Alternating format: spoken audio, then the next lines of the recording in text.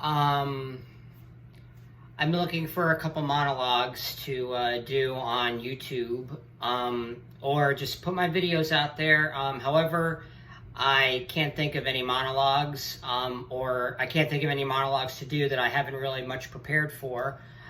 I'm going to have to do a little bit more research, but there is one thing that I know that I can do. It's been a while since I've done it, so I'll have everybody be the judge.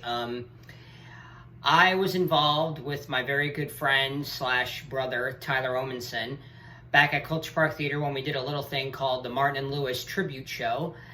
And I was the part of Jerry Lewis because everybody said I acted like Jerry Lewis. I talk like Jerry Lewis.